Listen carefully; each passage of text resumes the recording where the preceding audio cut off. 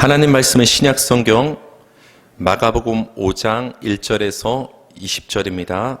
오늘 말씀의 제목은 거라사 더러운 귀신 들린 사람, 거라사 더러운 귀신 들린 사람이란 제목으로 하나님 말씀 전하겠습니다.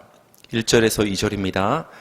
예수께서 바다 건너편 거라사인의 지방에 이르러 배에서 나오심에 곧 더러운 귀신 들린 사람이 무덤 사이에서 나와 예수를 만나니라. 예수께서 바다 건너편 거라사인의 지방에 이르러, 예수님과 제자들이 큰 광풍과 바다 물결을 헤치고 도착한 바다 건너편은 거라사인의 지방이었습니다. 예수님께서 배에서 나오시자마자 더러운 귀신이 예수님께 나와서 대화를 시도합니다. 이어서 4개의 이적 사건들이 계속해서 이제 등장을 할 것인데, 지난 시간 살펴본 예수님께서 큰 광풍과 바다를 순종케 하신 사건, 그리고 오늘 살펴볼 거라사인의 더러운 귀신을 내쫓은 사건, 그리고 이어서 나올 혈루증 여자를 고치신 사건, 그리고 마지막으로 회당장 야이로의 딸을 살리신 사건, 이 4가지 이적 사건이 한 묶음으로 지금부터 등장을 합니다. 여기서 우리가 주목할 것은 예수님이 말씀하신 여러 비유들이 말하는 바가 하나님 나라에 대해서 말했던 것처럼 지금부터 등장하는 여러 예수님의 이적들도 우리에게 말하고자 하는 바는 하나님 나라가 이렇다라는 것을 말한다라는 거예요. 이적 자체에 초점이 있는 것이 아니라 여러 가지 이적들을 통해서 예수님이 누구신가, 다시 말하면 예수님은 하나님의 아들이신 하나님이심을 우리에게 말씀해 주는 것이고, 그 예수님을 통해서 우리 가운데 하나님의 나라가 임했다라는 것을 그 이적들을 통해서 우리에게 말씀해 준다는 것입니다. 따라서 지금부터 우리가 살펴볼 거라사 더러운 귀신 들린 사람과 예수님의 만남도 그런 관점에서 볼 필요가 있습니다. 3절에서 5절입니다. 그 사람은 무덤 사이에 거처하는데 이제는 아무도 그를 쇠사슬로도 맬 수 없게 되었으니 이는 여러 번 고랑과 쇠사슬에 매였어도 쇠사슬을 끊고 고랑을 깨트렸음이로라. 그리하여 아무도 그를 제어할 힘이 없는지라. 밤낮 무덤 사이에서나 산에서나 늘 소리 지르며 돌로 자기의 몸을 해치고 있었더라. 그 사람은 무덤 사이에 거처하는데, 거라사 지방에 더러운 귀신 들린 사람의 여러 특징들이 나오는데, 첫 번째 특징이 뭐냐? 그 사람은 무덤 사이에 거처하던 사람이었다. 한마디로 집에 거주하는 것이 아니라 그 사람의 집이 무덤이었다라는 거예요. 무덤은 더러운 것을 의미합니다. 예수님께서 바리새인과 서기관들 향해서 뭐라고 말씀하셨죠? 회칠한 무덤과 같다. 그리고 그 속에는 모든 더러운 것들이 가득하다라고 얘기를 하셨어요. 그러니까 무덤은 어떤 더러움의 상징이 됩니다. 따라서 더러운 귀신 들린 사람이 더러운 무덤가에 살고 있는 거예요, 지금. 여러 번 고랑과 쇠사슬에 매였어도, 고랑은 보통 발에 채우는 그 족쇄를 고랑이라고 합니다. 그리고 아마도 쇠사슬로는 그 더러운 귀신 들린 사람의 몸을 꽁꽁 제어하기 위해서 묶었을 것입니다. 더러운 귀신 들린 사람이 여러 번 고랑과 쇠사슬에 매였다는 것은 그를 통제해야 할 필요성이 있다는 것을 우리에게 말해줍니다. 가만두고 정상적으로 생활을 했다면 그렇게 그를 꽁꽁 묶어놓을 필요가 없었겠죠. 마태복음에 의하면 몹시 그 사람이 사나워서 아무도 그 무덤 근처를 지나갈 수가 없었다라는 거예요. 마치 우리가 그 옛날 개 조심이라고 이렇게 써있으면 그 앞을 우리가 못 지나갔잖아요. 몹시 사납고 물릴 수가 있기 때문에. 그것처럼 이 사람이 해칠 염려가 있기 때문에, 굉장히 난폭했기 때문에 아무도 그 앞을 지나가는 사람이 없었다는 거예요. 그래서 마을 사람이, 가족이 어쩌면 그 사람을 고랑과 쇠사슬로 꽁꽁 묶어서 제어할 필요가 있었던 것이죠. 쇠사슬로 매어 있다는 것은 보통 감옥에 갇힌다는 의미가 있습니다. 시편 105편 18절입니다. 그의 발은 착고를 차고 그의 몸은 쇠사슬에 매였으니, 요셉을 지금 말하고 있는데요. 요셉이 애굽에서 옥에 갇혔을 때의 상태를 착고와 쇠사슬로 표현해주고 있어요. 우리가 창세기를 읽었을 때는 이런 구체적인 표현이 나오지 않는데, 시편을 보니까 요셉이 감옥에 갇혔을 때 발에 착고를 차고 있었구나, 쇠사슬에 매여 있었구나를 우리는 알 수가 있죠. 바울도 자신에 대해서 이렇게 말했죠. 쇠사슬에 내가 매인받은 적이 있다. 즉 감옥에 갇힌 적이 있다는 말이 됩니다. 베드로도 쇠사슬에 매여서 감옥에 갇혔던 적이 있죠. 계시록 20장 1절에서 3절입니다. 또 내가 보매 천사가 무저갱의 열쇠와 큰 쇠사슬을 그의 손에 가지고 하늘로부터 내려와서 용을 잡으니 곧 옓뱀이요 마귀요 사탄이라 잡아서 1000년 동안 결박하여 무저갱에 던져넣어 잠그고. 천사가 하늘에서 내려옵니다. 근데 그 천사의 손에 쥔 것이 무엇입니까? 쇠사슬. 마치 형사가 범인을 잡을 때 수갑을 갖고 다니는 것처럼 쇠사슬을 갖고 내려옵니다. 그래서 옓뱀을 잡습니다. 결박해서, 즉 쇠사슬로 묶는다는 것이죠. 마치 더러운 귀신 들린 사람이 쇠사슬에 묶였던 장면과 굉장히 비슷하죠. 그래서 이 천사가 이 뱀, 사탄을 쇠사슬로 결박해서 어디에 가둡니까? 무저갱에 던져넣어 가둡니다. 무저갱은 무엇입니까? 감옥을 말하는 거예요. 감옥에 가둘 때 쇠사슬을 사용하고 있는 것을 우리는 볼 수가 있죠. 따라서 더러운 귀신 들린 사람이 쇠사슬에 매여 있었다라는 이 묘사는 우리에게 그가 겉으로 보기엔 자신의 마음대로 자신의 힘대로 자기 멋대로 사는 인생을 산 것처럼 보이지만 결국은 결박당한 감옥에 갇힌 그런 인생이었다라는 것을 그 쇠사슬이라는 표현을 통해서 더러운 귀신 들린 사람의 지나온 삶을 우리가 생각해 볼 수가 있습니다. 그런데 여러분, 어떤 일이 벌어지죠? 쇠사슬을 끊고 고랑을 깨트렸습니다. 쇠사슬을 끊고 고랑을 깨트렸다는 것은 더러운 귀신 들린 사람의 힘이 우리 보통 인간의 힘을 초월한다라는 거예요. 그렇기 때문에 아무도 자신을 포함해서 그 사람을, 더러운 귀신 들린 사람을 제어할 수 없었다는 것입니다. 또 이 사람은 어떻게 하고 있었죠? 돌로 자기의 몸을 해치고 있었더라. 돌로 피부와 살을 찢었다라는 거예요. 여러분, 엘리야 선지자와 이방 선지자가 갈멜산에서 영적인 싸움을 할 때 어떤 일이 벌어졌죠? 엘리야는 계속 엎드려서 기도를 했는데 그 이방 선지자들은 계속 기도해도 자신들의 그 신이, 사실 그 신은 존재하지 않지만 그 우상신이 비를 내려주지 않으니까 결국은 그들의 몸을 자해하는 그런 일을 벌이죠. 이 더러운 귀신 들린 사람도 마찬가지예요. 자기의 몸을 돌로 베고 피부를 상하게 하는 그런 일을, 자학적인 비정상적인 행동을 하고 있었습니다. 여러분, 보통 어떤 사람이 귀신이 들렸다고 하면 우리는 보통 어떻게 생각하죠? 어떤 죽은 자의 혼이 그 사람한테 들어갔다고 우리는 보통 생각을 합니다. 더 쉽게 말하면 어떤 조상의 그 혼이, 귀신이 그 사람에게 들어가서 그 사람을 괴롭힌다고 얘기를 합니다. 우리 민속신앙에서도, 토속신앙에서도 보통 그렇게 생각을 하죠. 그러나 여러분, 성경에서는 죽은 자의 혼이 사람 안에 들어가는 그런 귀신에 대해서는 성경은 말하고 있지 않습니다. 성경은 오히려 사탄과 그의 졸개인 타락한 천사들, 악한 영들을 귀신으로 성경은 얘기를 하고 있습니다. 그러나 여러분, 저는 지금 귀신의 존재가 실상이 무엇이냐를 여러분께 말씀드리고자 함이 아닙니다.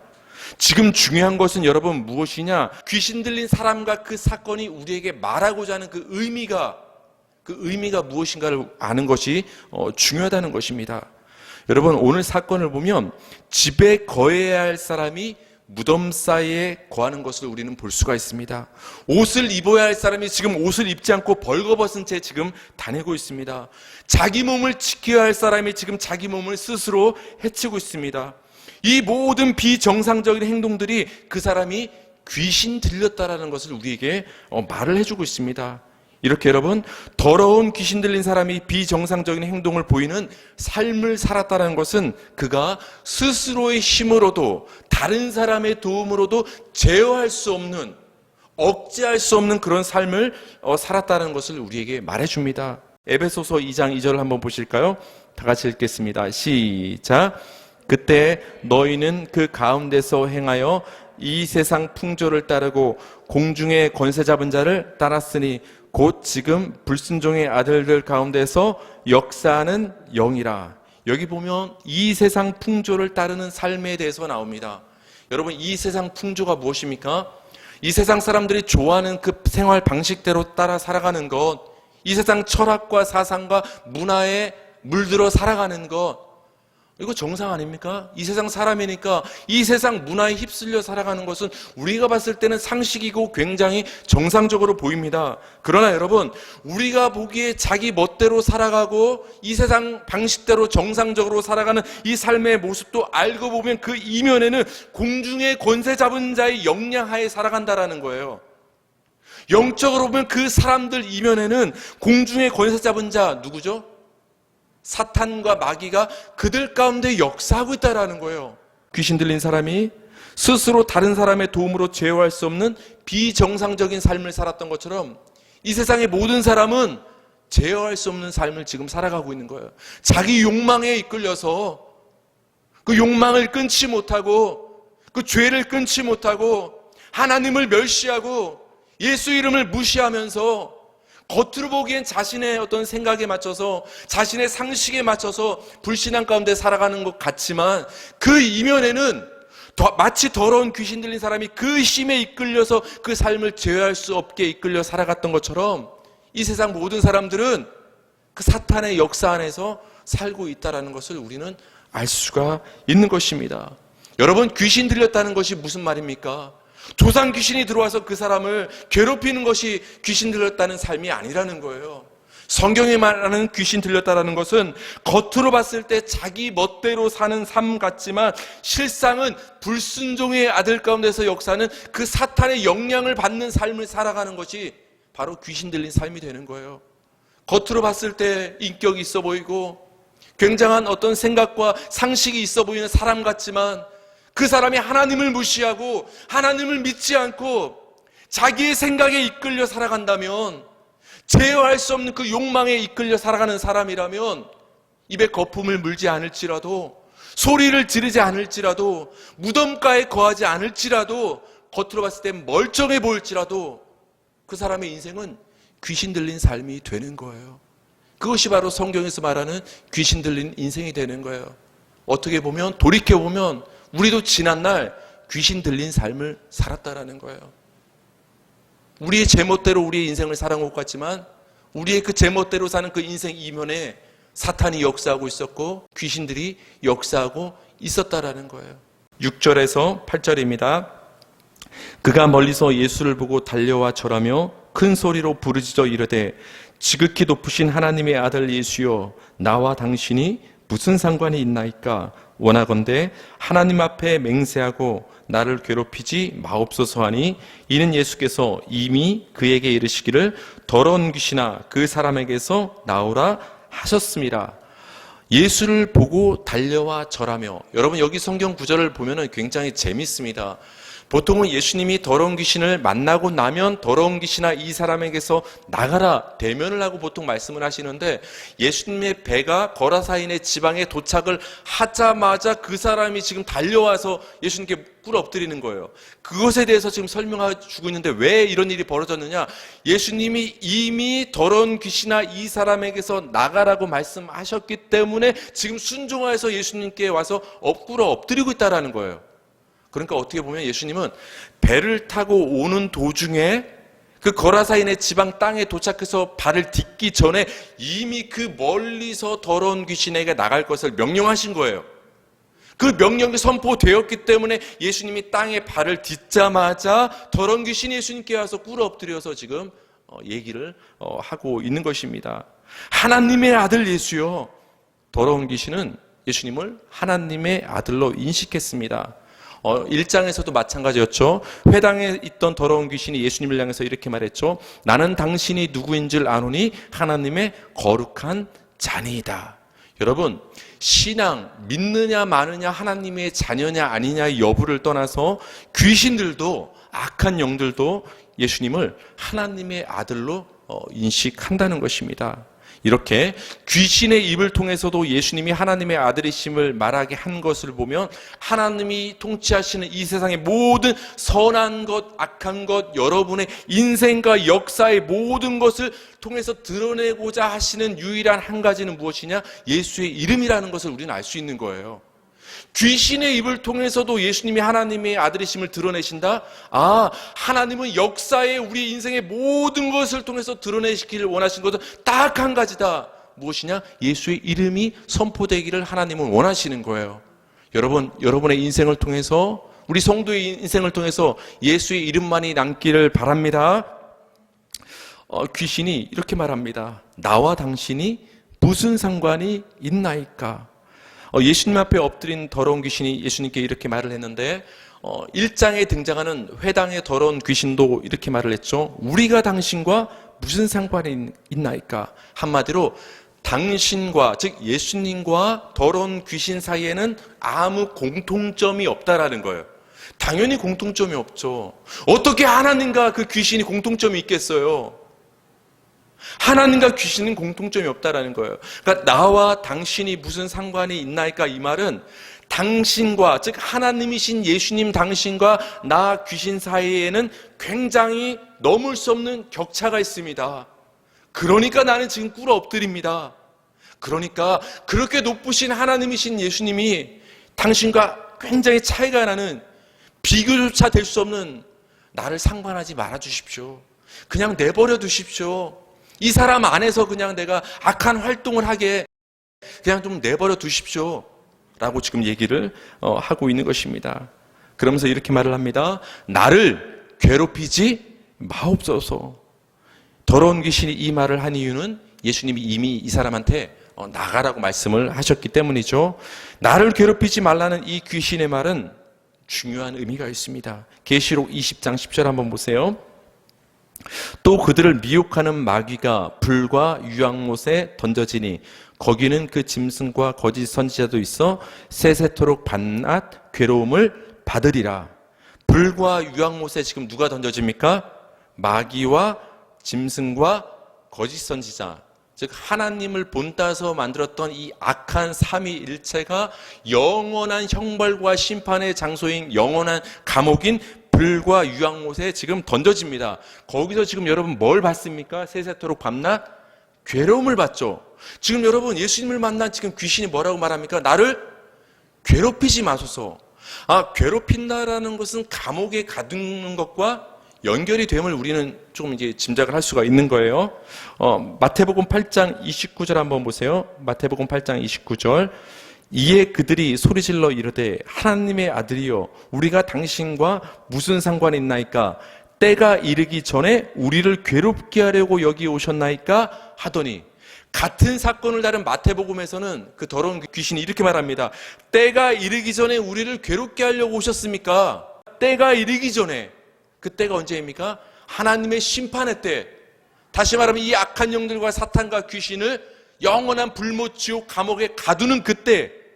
그때가 아직 아닌데, 그때가 이르지도 않았는데 왜 우리를 지금 가두려고 오셨습니까? 이 말을 하고 있는 거예요.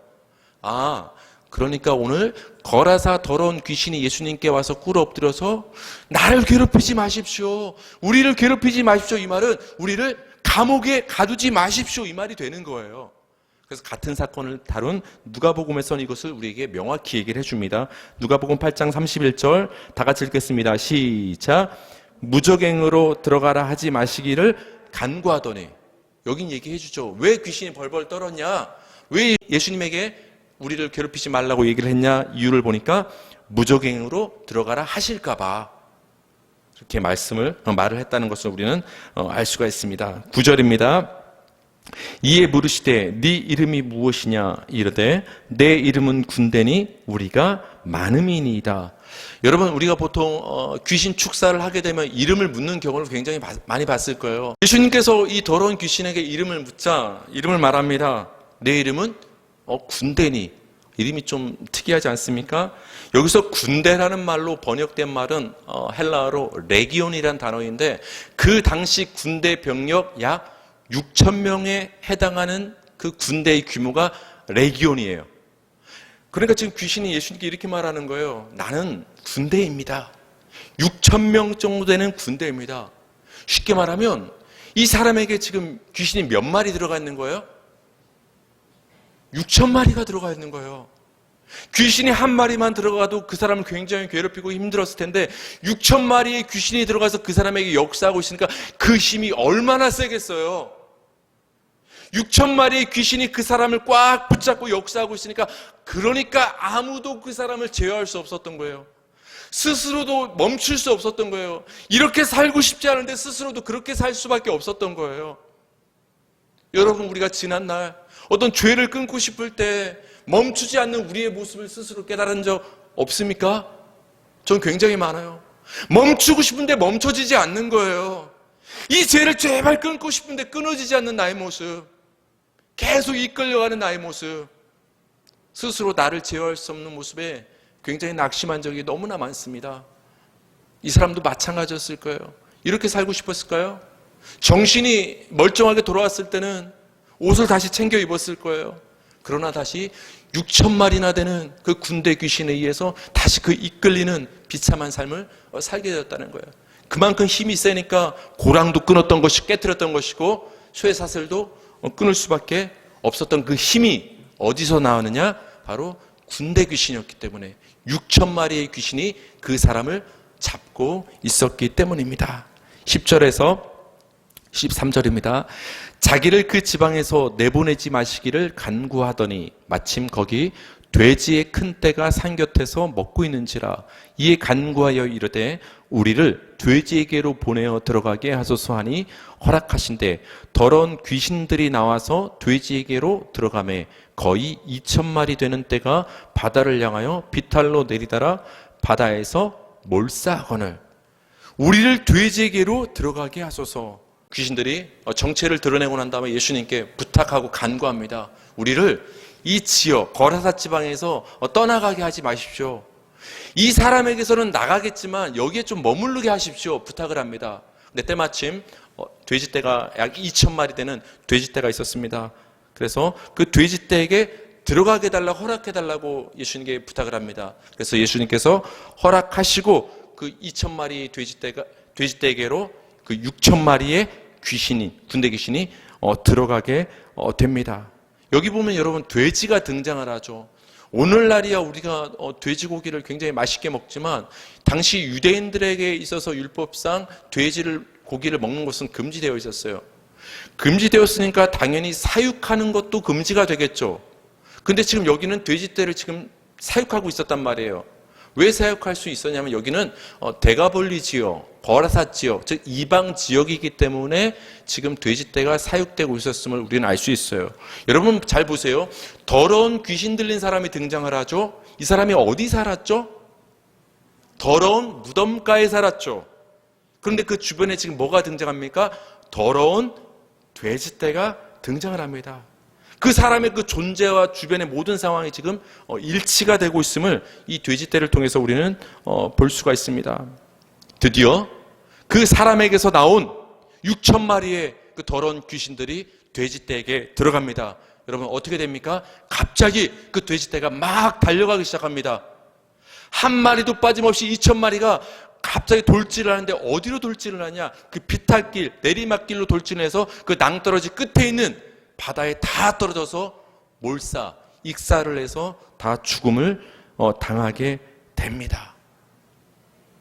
여러분 지금 어떤 생각이 듭니까? 이 돼지떼가 바다에 2,000마리나 되는 돼지떼가 빠져 죽는 사건을 통해서 여러분 지금 머릿속으로 막 계산하고 있죠? 돼지 한 마리가 50만 원이면 2,000마리면 얼마지? 저거 너무 아까운데? 이런 생각이 드는 사람이 있으면 가룟 유다랑 같은 사람입니다.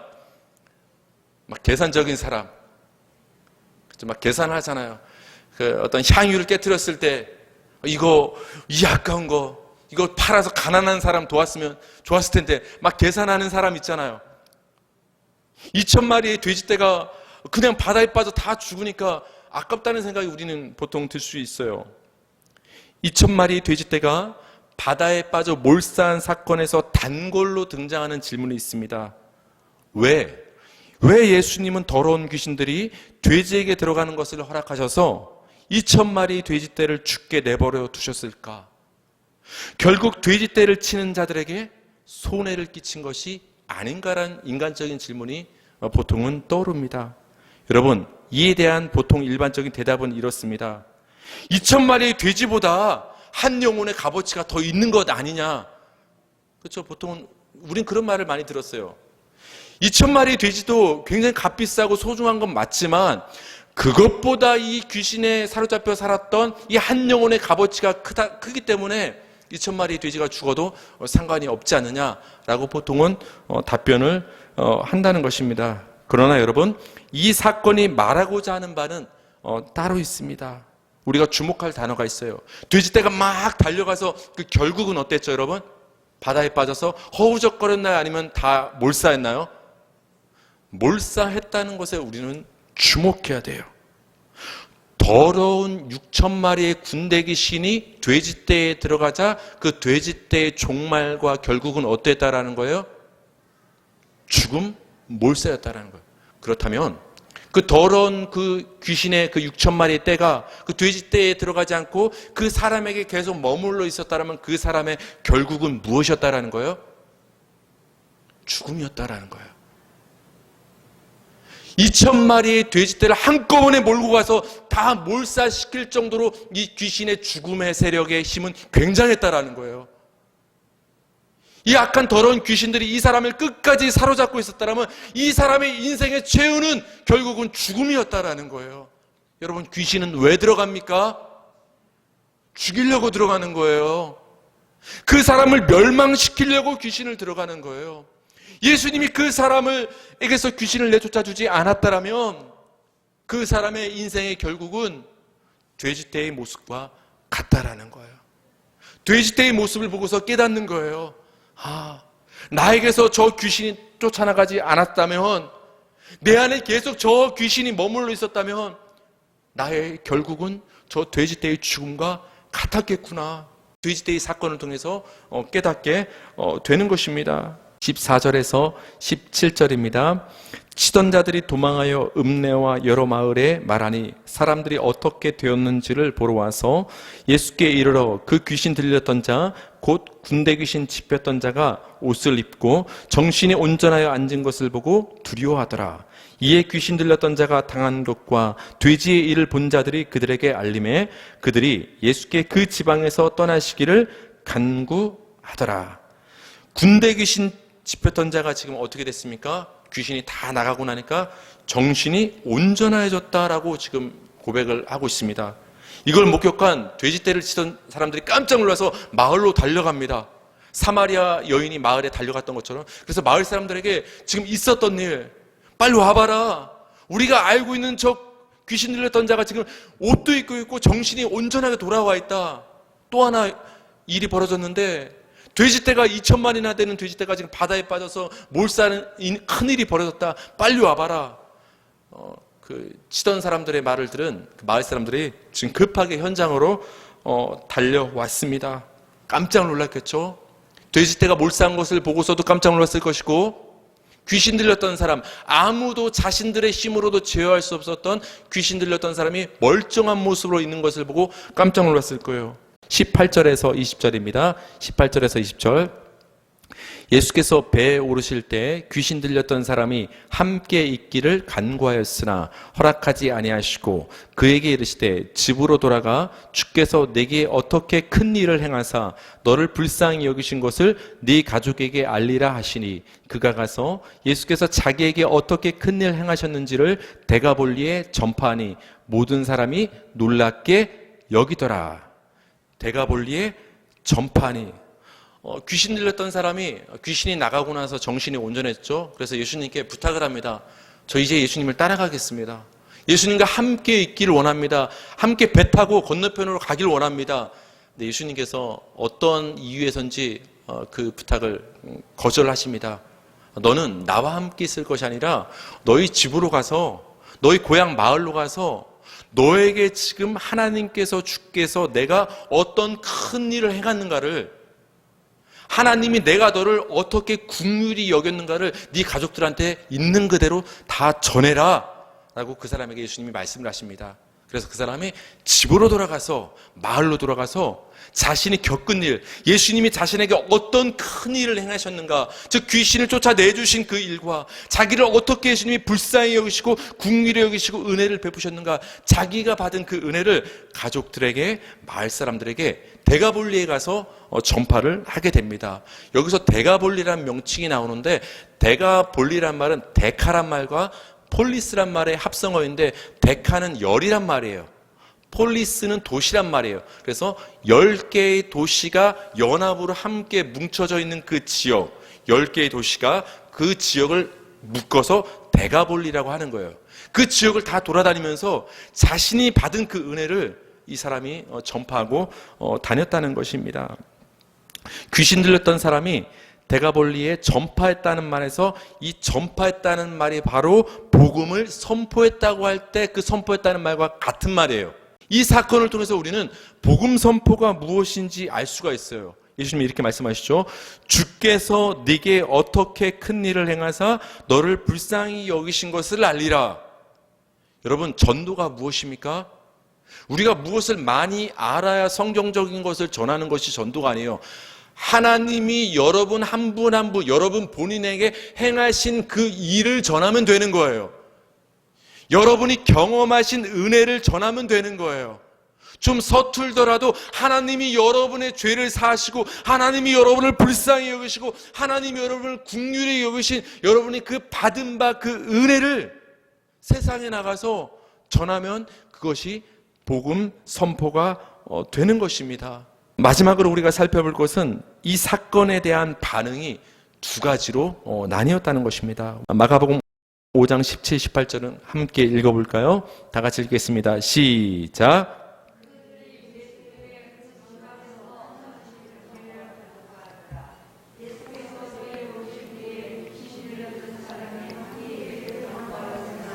결론적으로 저는 이걸 말씀드리고 싶어요.